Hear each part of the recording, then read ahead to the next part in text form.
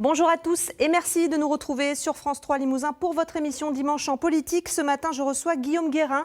Depuis 6 mois, il est à la tête de Limoges Métropole. Sa méthode, ses projets, ses objectifs, c'est tout de suite après le générique.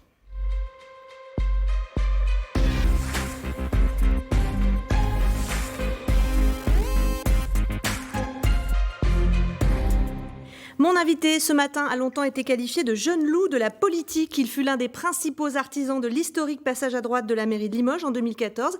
Il y est toujours adjoint aux finances, mais il est aussi le patron des Républicains en Haute-Vienne, le président du groupe LR CPNT au conseil régional où il siège depuis 2014. Et enfin, à seulement 33 ans, il a pris pour la première fois la tête d'un exécutif. C'était en juillet dernier. Bonjour Guillaume Guérin, merci d'être avec nous sur ce plateau.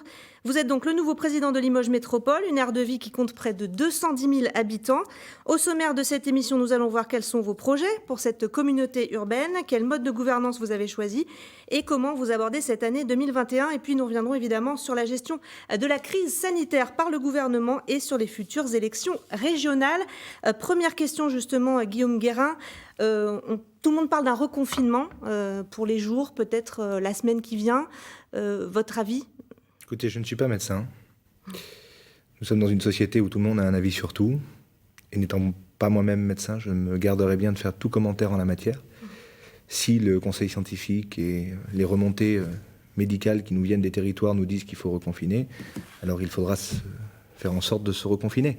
Maintenant, il va falloir sortir de cette crise très vite, puisque économiquement, ça devient très très très compliqué pour ce pays et pour le continent européen en général. Et pour les commerçants notamment particulièrement, mais je pense qu'on aura l'occasion d'y revenir. On a voté un certain nombre de dispositifs d'aide et d'accompagnement des commerçants qui vont d'ailleurs perdurer dans les mois qui viennent, puisque nous sommes très loin d'être sortis de cette crise. Mais encore une fois, il ne m'appartient pas de gérer la stratégie sanitaire de ce pays. Je ne suis pas médecin et je ne suis pas ministre d'État. Après, vous avez un avis sur la gestion de la crise par le gouvernement. Il y a eu les masques, il y a eu les tests, maintenant il y a les vaccins. Est-ce qu'on pourrait faire mieux ? On peut dire ça comme ça ? Je crois surtout que le gouvernement a eu beaucoup de chance de trouver les collectivités locales, qu'elles soient de gauche ou de droite, puisque les élus de territoire ont fait en sorte de protéger au maximum les Français. Sur l'achat des masques, ça s'est vu. Sur les tests, ça s'est vu. Aujourd'hui, c'est en train de se voir sur les vaccins. Typiquement, dans nos collectivités, dans nos localités respectives, les territoires sont prêts, les élus locaux sont prêts à pouvoir faire vacciner la population. Encore faudrait-il que nous ayons les doses disponibles. Or, nous voyons bien que nous avons la capacité de vacciner dans les territoires, mais que la stratégie gouvernementale qui est appliquée n'est pas, en tout cas, conforme à ce qu'attendraient les territoires localement. Là, sur Limoges, on est en capacité de vacciner plus que ce qu'on a en matière de stock. Oui, très clairement. Aujourd'hui, la stratégie du gouvernement, c'est de dire nous attendons et nous vaccinons progressivement pour voir s'il n'y a pas de prise de risque sur ce vaccin. C'est ça la stratégie. En tout cas, c'est la stratégie affichée. Après, certains vous diront que peut-être qu'il n'y a tout simplement pas les vaccins. Je me garderai bien de faire ce type de commentaires. Mais en tout cas, nous sommes dans une vaccination faite et le plan de vaccination national fait qu'on vaccine de manière progressive et modérée. Or, si demain matin le gouvernement nous dit « allez-y, vous devez vacciner en masse », nous avons aujourd'hui les moyens humains, la logistique technique dans les collectivités locales, et la ville de Limoges n'échappe pas à la règle, pas plus que les autres grandes villes de ce pays. Nous sommes prêts à pouvoir vacciner beaucoup plus fort et beaucoup plus vite à une condition, c'est que le gouvernement applique une politique vaccinale qui serait différente, ce qui n'est pas le cas pour l'heure. Alors vous évoquiez cette crise qui va sans doute durer. Il y a une idée qui émerge, même si elle est sans doute un peu prématurée, c'est celle du passeport vaccinal. Vous y êtes favorable ou pas ? Je considère qu'il faut tout faire pour sortir de cette crise très rapidement.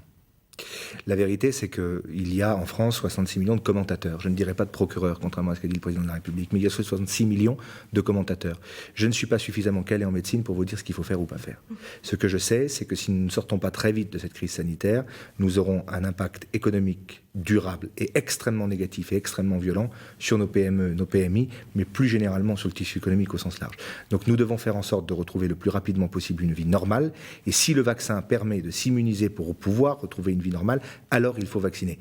Maintenant, le gouvernement pratique une politique différente de ses homologues européens, puisque aujourd'hui nous sommes le dernier pays d'Europe en termes de taux de vaccination, en termes de pourcentage de vaccination ramené à la population.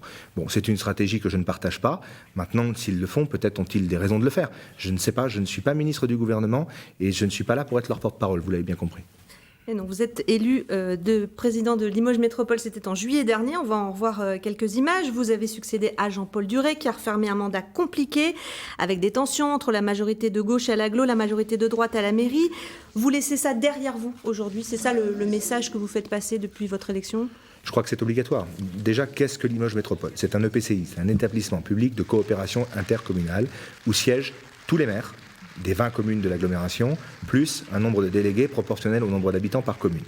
Cet EPCI, établissement public de coopération intercommunale, c'est un ensemble de maires légitimement élus, de couleurs politiques parfois différentes, et qui ont vocation à travailler ensemble pour 6 ans dans l'intérêt du territoire. Et donc bien évidemment qu'il faut tourner la page de l'épisode 2014-2020, mais il faut aussi plus généralement revoir le fonctionnement de l'EPCI depuis qu'il existe. Limoges Métropole existe depuis les années 2000. Or, il y a beaucoup de choses à changer dans le fonctionnement même de l'institution. Comme quoi, par exemple ? Dans les années 2000, de 2000 à, en gros, des années 2000 jusqu'en 2014, le maire de Limoges était aussi président de Limoges Métropole, président de Limoges Agglomération, c'était Alain Rodet. Il avait un directeur général des services qui était mutualisé, c'est-à-dire qu'il était à la fois directeur général des services pour la ville et aussi directeur général des services pour l'agglomération. Et il n'y avait pas de projet partagé, de projet co-construit par les maires des communes qui appartiennent et qui font cette EPCI. Il y avait simplement un espèce de deal entre le maire de Limoges et les maires des communes périphériques sur des enveloppes de voirie et des enveloppes des attributions de compensation. Non, tout ça, c'est important pour les maires et pour les communes du territoire, mais ça ne suffit pas. Vous avez 2 volets dans une agglomération. Vous avez le volet de gestion du quotidien. Pour ce faire, Limoges Métropole, nous pouvons considérer globalement, ensemble, je crois que c'est un avis partagé, que nous rendons un service à la population tout à fait convenable, rapport qualité-prix par rapport à ce qui se pratique ailleurs. Transport en commun, assainissement, voirie, eau potable, bref, j'en passe et des meilleurs. Et en l'espèce, nous pouvons considérer que le service que nous rendons à la population, rapport qualité-prix, est tout à fait convenable. En revanche, ce qu'il convient d'améliorer très vite, et c'est la mission que j'ai confiée au directeur général des services qui vient d'arriver de Bordeaux Métropole d'ailleurs, puisqu'il était, M. Roch était en charge du développement économique à Bordeaux Métropole. Il va aujourd'hui devoir s'occuper de toute l'administration de Limoges Métropole. Et Sylvain a pour mission de structurer l'administration, c'est-à-dire de faire en sorte qu'il y ait un travail davantage en transversalité et pas uniquement un travail en silo. Un exemple, quand vous refaites la voirie d'un bourg, bien, vous devez vous poser la question de savoir si dans 1 an, 2 ans, 3 ans, 4 ans ou 5 ans, il ne faudra pas changer les canalisations d'eau potable. Problème de coordination, quoi. Problème de coordination, et on a vu dans les années passées des chantiers de voirie refaite à neuf, où 2 ans plus tard, on recasse cette même voirie parce que nous avons oublié d'y passer des tuyaux. Eh bien ça, ce n'est pas possible, donc il faut que l'administration travaille avec davantage de transversalité. Il faut un travail en mode projet et arrêter d'avoir un travail en silo, comme ça a été un peu trop le cas dans cette boutique depuis des années. Et puis vous avez la deuxième partie, qui est l'aménagement du territoire, l'écriture d'un projet de territoire. Et là, en la matière, il y a tout à faire, puisqu'il n'y a pas de projet de territoire. Les services de l'État nous l'ont montré et remarqué à plusieurs reprises. Il convient d'écrire un projet qu'il va projeter Limoges Métropole comme aménageur du territoire à 5 ans, à 10 ans, à 15 ans, pour définir les grandes politiques publiques que l'on souhaite porter et sur quels grands axes on souhaite flécher l'argent public. On va y venir à ces grands axes justement, on va parler de désenclavement, de développement économique, d'attractivité, mais d'abord ce qui sous-tend tout ça, c'est un constat que vous avez fait et que vous avez expliqué lors de vos vœux la semaine dernière, la baisse des recettes fiscales ces dernières années sur Limoges, sur l'agglo, la baisse de la population. Ça représente combien de personnes ? C'est très difficile à dire de manière précise. Mais vous avez 2 grandes réformes qui ont fortement impacté le budget de Limoges Métropole et de la ville-centre en particulier. C'est la réforme voulue par le gouvernement Fillon du départ de l'armée, qui a été catastrophique pour notre territoire, et la réforme voulue par Hollande, qui est la perte du statut de capitale régionale pour le Limousin. Ces 2 réformes-là nous ont fait perdre de l'emploi. Des militaires qui sont partis pour la première réforme, des fonctionnaires des services déconcentrés d'État. Alors les services déconcentrés d'État, c'est quoi ? C'est la DREAL, c'est la DRAF, c'est la DRAC. Les cadres. Les cadres des catégories A sont partis et ont migré vers Bordeaux, puisque les centres décisionnels sont partis sur Bordeaux. À la fois une perte de pouvoir d'achat pour la ville, mais plus largement un impact fiscal très lourd, puisque c'était des catégories A dans la fonction publique. Donc les fonctionnaires qui nous regardent sauront de quoi je veux parler. Ce sont des gens qui avaient un taux de fiscalité important. Et par conséquent, ces gens-là, lorsqu'ils partent payer des impôts à Bordeaux, ils ne les payent plus ici. Et donc l'impact que nous avons sur le territoire est lourd, et il en va du financement futur des services publics que l'on offre à notre population.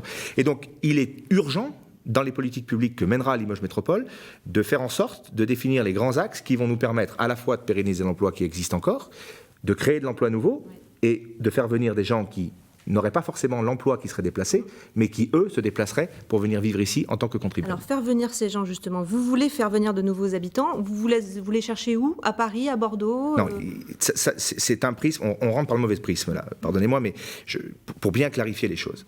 Je vous ai dit, le deuxième volet de l'agglo, c'est l'écriture d'un projet de territoire. L'écriture du projet de territoire doit définir les axes forts du mandat. Les axes forts du mandat, c'est 1, le développement économique. À l'intérieur du développement économique, c'est sanctuariser l'emploi qui existe, créer des emplois nouveaux dans des filières qui sont déjà identifiées dans des études qui ont été faites par mes prédécesseurs et des études qu'on a nous-mêmes commandées, qui vous disent, voilà, sur l'eau, par exemple, nous savons que nous avons une filière d'excellence avec l'Office international de l'eau qui est basé ici à Limoges, avec des start-up et des entreprises innovantes autour de la thématique de l'eau, avec des entreprises industrielles qui fabriquent, par exemple, des presses hydrauliques qu'ils envoient dans le monde entier. Eh bien, cette filière, si nous arrivions à la structurer à l'image de la façon dont c'est structuré le pôle européen de la céramique, alors nous savons, par des études précises, que nous pouvons créer à 5 et 10 ans plusieurs centaines d'emplois sur cette thématique. Vous avez une deuxième thématique qui est le Douglas. Aujourd'hui, nous avons ici la matière première que personne n'a ailleurs en termes d'implantation et de plantation de Douglas. Nous avons le siège de France Douglas qui est basé ici. Je sais qu'ils sont aujourd'hui fortement dragués, entre guillemets, par Bordeaux pour partir. Je ferai tout pour qu'ils restent ici et pour qu'on structure cette filière avec les scieries, avec les acteurs du bois, pour créer de l'emploi. Vous avez la filière des nouvelles technologies, des nanotechnologies, de l'hyperfréquence, qui font une filière, un pôle autour des nouvelles technologies. Et puis vous avez bien sûr la silver economy. Alain Rousset s'apprête à nous confier les clés, semble-t-il, si j'ai bien compris, du Gérontopole. Nous avons des personnes formidables comme Achille Tchala, le professeur Tchala, qui travaille sur ces sujets du vieillissement et de la silver economy. Eh bien, ces 4 filières que je viens de vous citer, tout un tas d'études extérieurs nous disent, si vous arrivez à les structurer, à créer un écosystème favorable, alors ces structures créeront de l'emploi. Et puis vous avez un troisième volet, c'est pas la création d'emplois, c'est d'aller chercher des gens qui travaillent dans des grandes métropoles, Bordeaux, Paris, et qui ont subi la crise Covid dans des conditions très dures de confinement, dans parfois des appartements pas très grands au 7e étage d'une tour. Vous savez, même si vous êtes sur l'île Saint-Louis, et que vous êtes au 7e étage d'une tour, c'est pas très confortable. C'est mieux qu'à la Courneuve, je vous l'accorde, mais c'est quand même pas très confortable. Et donc les études vous disent quoi? Elles vous disent que 80% des gens ne changeraient pas de mode de fonctionnement après le Covid. Ça reste 20%. Par contre, il reste 20%. Et les 20% en question se représenteraient, selon les différentes études, 500 à 700 000 actifs. Je veux dire, même qu'on n'en capte qu'un seul pourcent, ou 0,5%. Ça sera déjà une grande avancée. Et l'idée, c'est d'avoir un marketing territorial, un packaging qui va nous permettre de vendre ce qu'est le territoire de Limoges, parce qu'il n'y a pas de Limoges métropole s'il n'y a pas la ville-centre, ce qu'est réellement notre territoire. C'est quoi notre territoire? C'est une ville-centre de 139 000 habitants, où le coût de la vie est un des moins chers de France, où l'air est le plus pur de France du 1er janvier au 31 décembre de Lille à Marseille, où vous avez des crèches où vous pouvez mettre vos enfants en bas âge avec 0 perturbateur endocrinien. Il n'y en a pas ailleurs. Il y en a à Zurich et il y en a à Munich. Il n'y en a pas ailleurs en France. Pas ailleurs en France. Des enfants qui mangent dans des plateaux en porcelaine et qui ne mangent plus dans des plateaux plastiques. Des enfants dont on va avoir la certitude à horizon 2025 qu'une grande partie de leur alimentation sera faite en circuit court avec des productions locales, d'où la notion de ceinture verte, de régime maraîcher. C'est très écolo tout ça finalement? Non, c'est pas très écolo. C'est conforme à ce qu'attendent les gens que l'on cherche à faire venir. C'est dans l'air du temps. Aujourd'hui, les gens veulent savoir ce qu'ils mangent, veulent respirer un air pur, veulent pouvoir vivre dans une ville où il fait bon vivre, une ville durable. Je dirais pas ville verte, on en parlera tout à l'heure, mais ville durable. Et pour ce faire, nous voulons mettre en place un vrai marketing territorial avec des faits, des opérations concrètes, avec des fiches actions, de sanctuariser ce qu'Émile Roger-Lamberty a fait à Limoges, c'est-à-dire 0 perturbateur endocrinien dans les crèches, sanctuariser à l'échelle des 19 autres communes de l'agglo, à la fin du mandat, des plateaux en porcelaine dans toutes les écoles, travailler en circuit court, alimenter nos cantines en circuit court, faire en sorte, et c'est très important, d'être résilient sur la ressource en eau. Donc ça rejoint l'aspect économique que l'on veut mettre sur l'eau. Donc être résilient dans la ressource, dans la consommation de l'eau. Donc garder la régie, parce que la régie vous permet de garder l'aspect totalement sécurisé de l'eau que vous distribuez.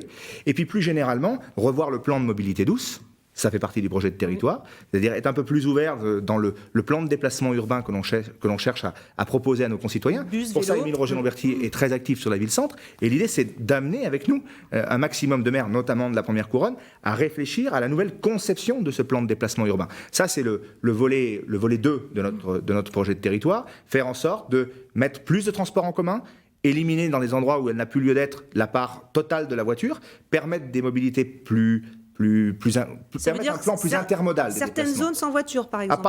Je ne dirais pas certaines zones sans voiture. Il ne s'agit pas, si vous voulez, de discriminer la personne qui a une voiture. C'est pas parce que vous avez une voiture. Moi, je ne fais pas de vélo. Ça vous a sans doute pas échappé. Je roule en voiture.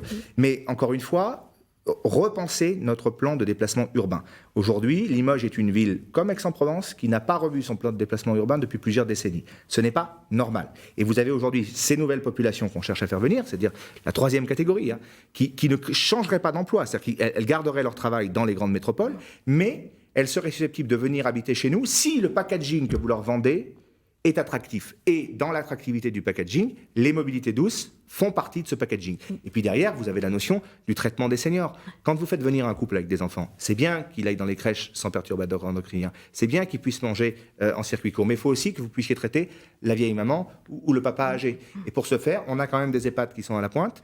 Nos délais d'attente pour intégrer nos établissements publics hospitaliers pour personnes âgées dépendantes sont beaucoup moins remplis que dans la majorité des grandes villes de France. Donc c'est un ensemble qu'il faut arriver à vendre. Et pour ça, il faut revoir toute une stratégie de communication que nous sommes en train de revoir. Et vous êtes fixé une échéance pour ça Ah ben là, le projet de territoire doit être écrit. Le document cadre doit être produit à la fin de l'année 2021. C'est-à-dire novembre 2021. L'idée, c'est de faire travailler tous les maires pour que partagent une vision commune pour le territoire, d'où la cogestion. Ça ne vous a pas échappé. Quand j'ai été élu, j'ai confié quasiment autant de responsabilités à la gauche qu'à la droite. Parce que je crois que ce territoire a trop longtemps souffert de bisbilles majeures entre les deux camps, et même plus avant, parce qu'ils ont quand même, mes adversaires ont quand même occupé le pouvoir pendant des années, pour ne pas dire presque un siècle, parfois même des conflits entre eux. Et donc, ce que je crois, c'est à une cogestion, c'est-à-dire un pouvoir partagé au sein de l'EPCI entre des maires qui sont tous légitimement élus et qui ont tous, puisqu'ils sont légitimement élus, vocation à participer à l'écriture de ce projet. Et donc, c'est pas pour rien qu'il y a des vice-présidents de gauche, des vice-présidents du Nouveau Monde et des vice-présidents de droite. Alors on a bien compris que vous êtes passionné par ce projet. Il nous reste à peu près 10 minutes d'émission. J'aimerais qu'on parle de désenclavement, puisque ça va aussi avec le développement économique pour les futurs nouveaux habitants et pour les actuels. Un train Limoges-Paris digne de ce nom. Vous avez parlé d'incurie totale par rapport à cette ligne. Qu'est-ce qu'il faudrait pour que ça tienne ? Vous savez, les habitants du Limousin sont extrêmement patients, extrêmement gentils. Il y a d'autres régions de France. Trop peut-être. Il y a des différentes régions de France où ça serait sans doute passé très différemment sur le plan du rapport de force avec l'État. Depuis plusieurs décennies, la gauche et la droite ont promis à ce territoire un TGV. Le TGV a été définitivement enterré en grande pompe par l'ancien président de la République, François Hollande. Et pourtant, les Limougeaux et les Limousins en général ont payé, de par leurs impôts, toutes les études qui ont permis de faire et de créer la Sud-Europe Atlantique. Le deal, c'était, nous payons les études de la Sud-Europe Atlantique, nous payons les premiers travaux, et vous aurez le barreau Limoges-Poitiers. Bon, c'est fait, ce barreau est enterré, bien que nous ayons tout fait pour pouvoir l'avoir, mais la réalité, c'est qu'économiquement, on s'est fait flouer sur cette opération. Donc, il faut regarder nos habitants droit dans les yeux et leur tenir un discours de vérité, même si ce discours ne fait pas plaisir et même s'il n'est pas vraiment démagogique, parce qu'il est même plutôt triste sur le fond. Sur le fond, c'est il n'y aura pas de TGV. Sur le fond, c'est il peut y avoir une liaison vers l'ouest, rapide, ça s'appelle la concession autoroutière, mais ça ne dépend pas, de nous. Donc, sur l'implication de Limoges Métropole sur ces deux grands dossiers, c'est exiger que la POLT soit rénovée très rapidement avec des trains, des rames neuves, équipés de Wi-Fi, propres, qui partent à l'heure et qui arrivent à l'heure. C'est bien parti ? C'est bien parti pour une raison simple, c'est que Bercy a donné son feu vert. Et vous savez, le gros drame de la République depuis des années, gauche et droite confondus, c'est que vous avez les 200 plus beaux cerveaux français qui ne sont pas dans le privé, vous les retrouvez dans les ministères. Il y en a 150 dans les ministères périphériques, il y en a 50 à Bercy. Les 50 de Bercy sont payés pour démonter les projets des 150 autres. Donc tant que Bercy ne vous a pas donné le tampon pour vous dire « OK, feu vert », les engagements des ministres, malheureusement, et vous l'avez vu par le passé, n'engagent souvent que les ministres eux-mêmes. En l'espèce, en ce qui concerne l'amélioration de la ligne historique Paris-Orléans-Limoges, Toulouse, je pense est acté. Le ministre Djebari s'est engagé clairement. Le ministre Bruno Le Maire a, semble-t-il, validé les crédits qui étaient alloués. Donc, nous devrions nous retrouver avec un train qui va nous remettre à 3 heures de Paris à horizon 2023 dans des conditions de circulation propres, modernes. Et ça change tout.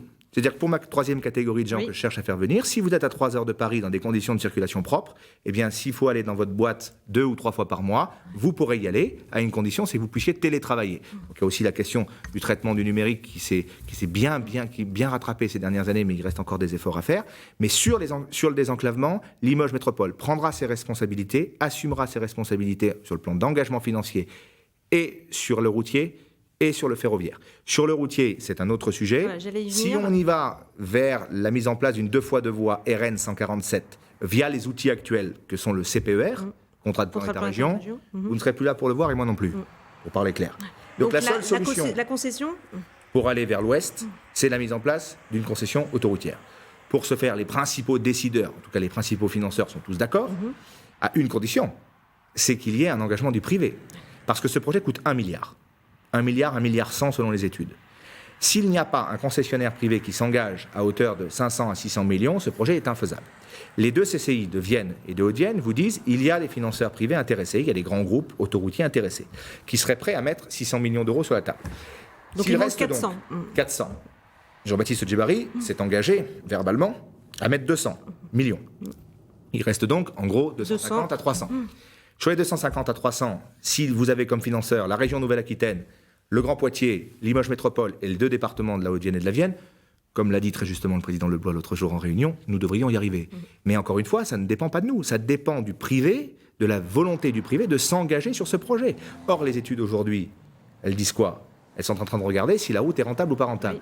Pour le privé, c'est simple, Naïk. Si la route est rentable, le privé ira. Si la route n'est pas rentable, je ne vois pas pourquoi le privé irait. On parle d'un tarif comme celui du Pôle-Langon. Sur les infrastructures, nous mettrons les moyens, c'est le 3e volet du projet de territoire, nous assumerons notre rôle en termes d'aménageurs, parce que c'est très lié au développement économique du territoire. On parle d'un tarif comme celui du Pôle-Langon. Oui, la 65.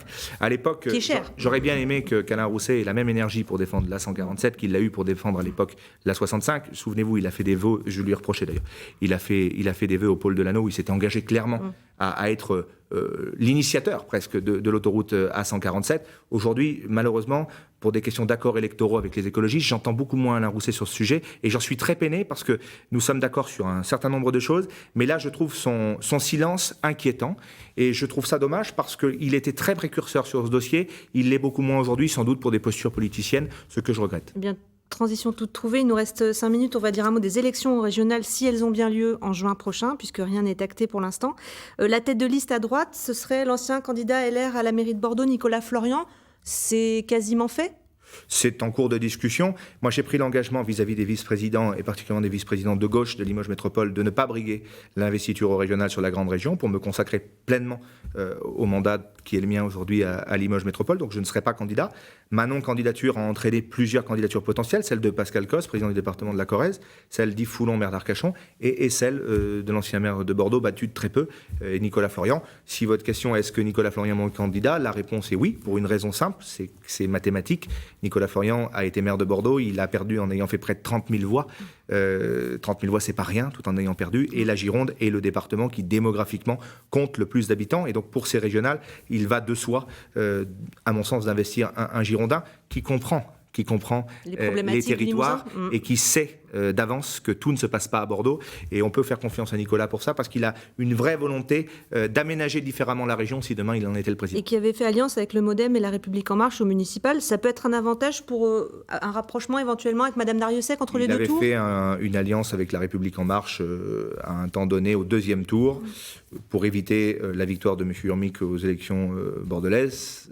Tout ceci n'a pas marché. Je crois qu'il faudra tirer les enseignements de ces alliances qui parfois sont contre nature et qui parfois sont très mal comprises par nos électeurs.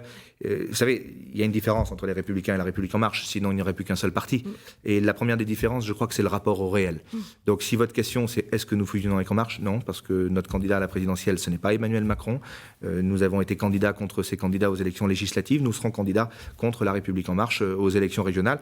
Y compris au 2e tour. Et au 1er tour. Et puis après, vous le savez, au 1er tour, les électeurs choisissent, au 2e tour, ils éliminent. La vraie question de ces régionales, et moi je tiens un discours de vérité, Alain Rousset part favori, c'est factuel. 5e mandat. Alain Rousset part favori, c'est factuel, sauf si à l'intérieur de la coalition de gauche, la France Insoumise venait à faire 10%, ou si les Verts étaient devant lui. Et Alain Rousset aura un énorme handicap, vous venez de le souligner, c'est son 5e mandat. Je connais des gens qui ont essayé de faire un 5e mandat, portent le même anagramme, ça a fini mal pour eux. AR, Alain Rodet pour ne pas le citer, 25 ans de politique en tant que président de région, sachant qu'il était vice-président du Conseil général avant et directeur de cabinet de la Barrère au Conseil régional encore avant. Et entre les Verts et Alain Rousset, votre choix est vite fait. Ah non, mais c'est pas la question, c'est pas cette question-là. Si au 2e tour, les Verts venaient à tirer la coalition de la gauche en ayant éliminé Alain Rousset au 1er tour, nous prendrions tous, les centristes du centre-gauche, les centristes du centre-droit, les républicains, j'espère que nous prendrions tous nos responsabilités. Je ne peux pas imaginer que la première région agricole d'Europe soit dirigée par les écologistes. En tout cas, pas ces écologistes-là qui vous expliquent qu'il ne faut pas, par exemple, de bassines, pas de rétention d'eau, qui ont une vision du monde rural et du monde agricole qui, de toute évidence, n'est pas la mienne, mais qui, je pense, n'est pas compatible avec la réalité de terrain. Allez, avant de terminer cette émission, je voudrais vous montrer une image de une de vos premières télés, votre engagement politique. Il est profond, il a commencé très tôt. Comment vous vivez aujourd'hui le discrédit qui pèse sur le personnel politique et qui est très, très fort ? C'est une image qui est très vieille. Hein. Oui. C'est une image qui est très vieille. Et pourtant, vous êtes jeune encore. Oui, cette image a 15 ans, je pense, 16 ans même. C'est dramatique. Il y a une défiance de la population à l'égard du politique. Et c'est d'ailleurs pour ça que je veux la cogestion pour Limoges Métropole. Vous savez, quand les maires sont élus, les maires, c'est l'élection où les habitants votent le plus traditionnellement. Quand les maires sont élus avec moins d'un habitant sur deux qui s'est déplacé, moins d'un habitant sur deux qui s'est déplacé, et que ces maires font 60% de moins de 50% de votants, la légitimité populaire est quand même très affaiblie. C'est pour ça qu'il faut aborder ces mandats avec beaucoup d'humilité, et c'est pour ça que je crois à la cogestion et au partage des responsabilités. Vous savez, une campagne électorale, elle dure 6 mois. Un mandat, il dure 6 ans. Et si vous me faites voir cette image, si j'avais quelque chose à vous dire, c'est que j'ai beaucoup changé. On ne peut pas faire de la politique en étant clivant en permanence et en faisant une confrontation droite-gauche, parce qu'après, vous êtes confronté à ce que j'appelle la gestion du réel. Oui. Et la gestion du réel, elle vous oblige à un moment donné à mettre beaucoup dans votre vin si vous voulez faire avancer les projets qui sont les vôtres. Et donc, je crois à cette cogestion pour Limoges Métropole, je crois au partage des responsabilités, parce qu'il y a une défiance à l'égard du politique aujourd'hui. Et malheureusement, et ça je le regrette, il y a une désacralisation de l'engagement politique. Alors que c'est sans doute une des plus belles fonctions qu'on puisse exercer, surtout à l'échelle locale. Et malheureusement, nos concitoyens ont tendance à ne plus croire en la parole du politique. Et ils ont tort, parce que je peux vous dire qu'à gauche comme à droite, il y a des tas de gens qui sont vraiment engagés pour leur territoire. Merci beaucoup Guillaume Guérin, ce sera le mot de la fin. Vous pouvez revoir cette émission sur notre site internet. Tout de suite, le Flash, puis Dimanche en politique continue à Paris avec Francis Letellier. Quant à moi, je vous retrouve la semaine prochaine pour une émission qui sera consacrée à l'inceste. Le tabou est en train de se briser en France avec une libération de la parole. Le phénomène touche tous les milieux, tous les territoires. Nous en parlerons sur ce plateau avec des victimes, des associations, des avocats. Rendez-vous la semaine prochaine à 11h30 sur France 3 Limousin. D'ici là, prenez soin de vous.